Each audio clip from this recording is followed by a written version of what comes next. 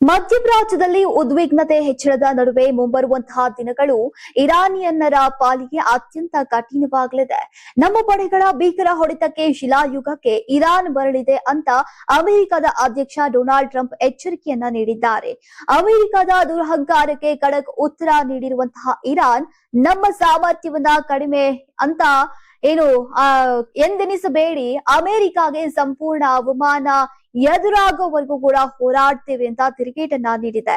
Trump ಭೀಕರ ದಾಳಿ ಬೆದರಿಕೆಗೆ ಪ್ರತಿಕ್ರಿಯೆ ನೀಡಿದಂತಹ ಇರಾನ್, ಅಮೆರಿಕ ಶಾಶ್ವತ ಅವಮಾನವನ್ನ ಎದುರಿಸುವ ತನಕ ಯುದ್ಧ ಮುಂದುವರಿಯಲಿದೆ.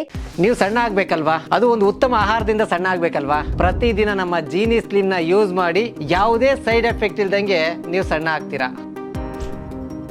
ಅಮೆರಿಕ ಸಂಪೂರ್ಣವಾಗಿ ಶರಣಾಗತವಾಗುವವರೆಗೂ ಕೂಡ ಯುದ್ಧ ನಿಲ್ಲೋದಿಲ್ಲ. ಇರಾನ್ನ ವಿಶಾಲ ಮಿಲಿಟರಿ ಕಾರ್ಯತಂತ್ರದ ಬಗ್ಗೆ ಈಗ ಅಮೆರಿಕಾಗೆ ಅರಿವಿಲ್ಲ. ನಮ್ಮ ಕ್ಷಿಪಣಿ ಉತ್ಪಾದನಾ ಘಟಕಗಳು ಶೀಘ್ರ ದೀರ್ಘ ಶ್ರೇಣಿಯ ದಾಳಿ ಮತ್ತು ಉನ್ನತ ಶ್ರೇಣಿಯ ಡ್ರೋನ್ಗಳು, ಆಧುನಿಕ ವಾಯು ರಕ್ಷಣಾ ವ್ಯವಸ್ಥೆಗಳು, ಎಲೆಕ್ಟ್ರಾನಿಕ್ ವಾರ್ಫೇರ್ ವ್ಯವಸ್ಥೆಗಳು ಇನ್ನೂ ಸದೃಢವಾಗಿವೆ. ಮಿಲಿಟರಿ ಉಪಕರಣಗಳ ಉತ್ಪಾದನೆ ಯಾವ ದೇಶವೂ ತಲುಪಲಾಗದಂತಹ ಸ್ಥಳದಲ್ಲಿ ನಡೀತಾ ಇವೆ.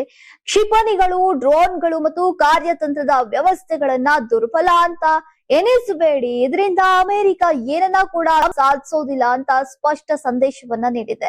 ಇನ್ನು ಭಾರತದಲ್ಲಿರುವಂತಹ ಇರಾನ್ ರಾಯಭಾರಿ ಕಚೇರಿ ಅಧಿಕೃತ ಎಕ್ಸ್ ಖಾತೆ ಮೂಲಕ ನಮ್ಮದು 7,000 ವರ್ಷಗಳ ನಾಗರಿಕತೆಯನ್ನ ಹೊಂದಿರುವಂತಹ ರಾಷ್ಟ್ರ, ಇತಿಹಾಸವು ನಮ್ಮನ್ನ ಚೆನ್ನಾಗಿ ತಿಳಿದಿದೆ.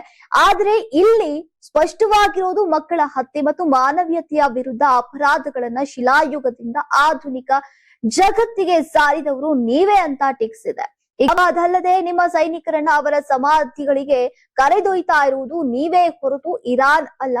ಅವರನ್ನ ನೀವು ಶಿಲಾಯುಗಕ್ಕೆ ಎಳೆಯೋಕೆ ಪ್ರಯತ್ನಿಸ್ತಾ ಇದ್ದೀರಿ.